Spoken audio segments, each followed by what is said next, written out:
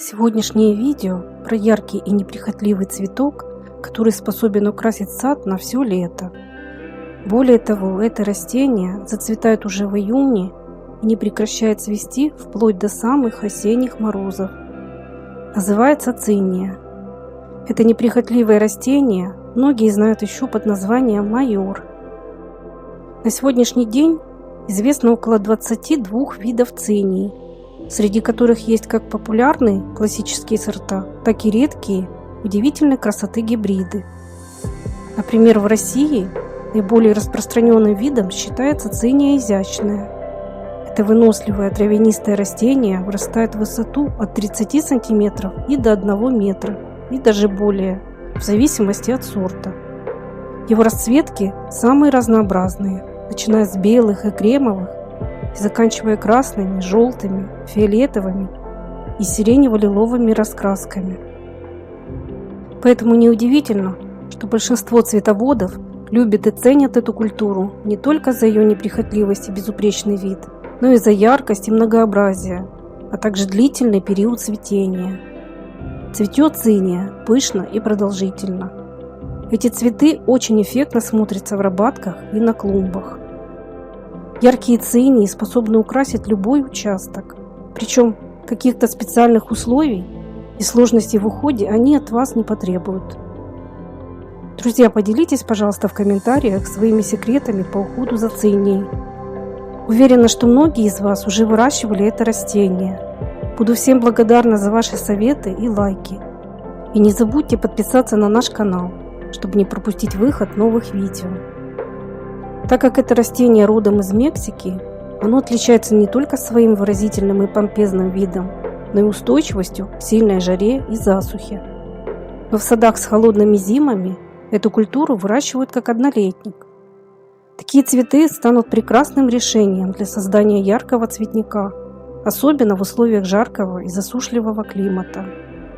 Выращивать их совсем несложно и под силу даже начинающим цветоводам и занятым людям.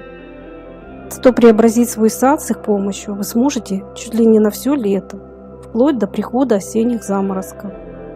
Такие культуры очень удобны для создания малоуходных цветников и подойдут даже для дачника выходного дня. Цинии могут похвастать не только разнообразием окрасок, но и форм соцветий. Цветоводы их даже разделили на отдельные группы: георгиноцветные, хризантемоцветные, помпонные, кактусовидные и другие. Очень красивые сорта с крупными махровыми цветами. Такие растения станут одним из самых красочных украшений любой клумбы. Причем высокорослые сорта можно высадить на задний план.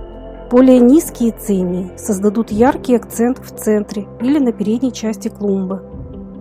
Встречаются и карликовые сорта высотой всего от 15 до 30 см. Их очень удобно выращивать в контейнерах, например, для озеленения террас и балконов, а также для создания ярких цветочных бордюров и декорирования рабаток и садовых дорожек. Красочные цинии будут великолепно смотреться в групповых посадках, в альпинариях и миксбордерах. Подобные цветы, благодаря своей яркости, очень заметны даже издалека. Это удивительной красоты растения уже давно оценили по достоинству садоводы всего мира. Его полюбили за красочное многообразие, пышное и долгое цветение, а также за непритязательность к уходу. Эту культуру выращивают не только для украшения территории, но и на срез. Ее роскошные пестрые цветы на высоких цветоносах отлично смотрятся в любых букетах и не теряют своей привлекательности как минимум 2 недели. К тому же цинии часто украшают не только сад, но и огород. Благодаря ее способности расти вверх, ее поросль не создает тень и не мешает рядом растущим культурам. Повторюсь, что в средней полосе цинию выращивают как однолетнюю культуру. Хотя среди этого растения есть и многолетние виды. Но в условиях холодных зим они не выживают. Также вы можете выращивать низкорослые сорта, как горшечную культуру, и заносить их на зиму в дом, ухаживая за ними, как за комнатными цветами. Размножить цинию очень легко. Для этого семена высевают на рассаду в марте-апреле. или же прямиком на постоянное место, на клумбу, но только после того, как минует угроза ночных заморозков. Место лучше выбрать самое светлое и прикрытое от холодных сквозняков. При домашнем выращивании необходимо следить за тем, чтобы рассада не вытягивалась, а для этого им потребуется хорошее освещение. Если семена посеять не густо, то и последующая пикировка им не потребуется. Лучше не травмировать лишний раз молодые корни растений, тем более что циния этого не любит. Закаленную рассаду переваливают вместе с цельным комом земли на заранее подготовленное и очищенное от сорняков место, выдерживая расстояние между кустиками не менее 30 см друг от друга. Еще один совет: если вы хотите, чтобы ваши растения развивались более пышным кустом, то рассаду необходимо прищипывать. Но если вы планируете выращивать цинию на срез и добиваетесь прямых высокорослых стеблей, то прищипку проводить не стоит.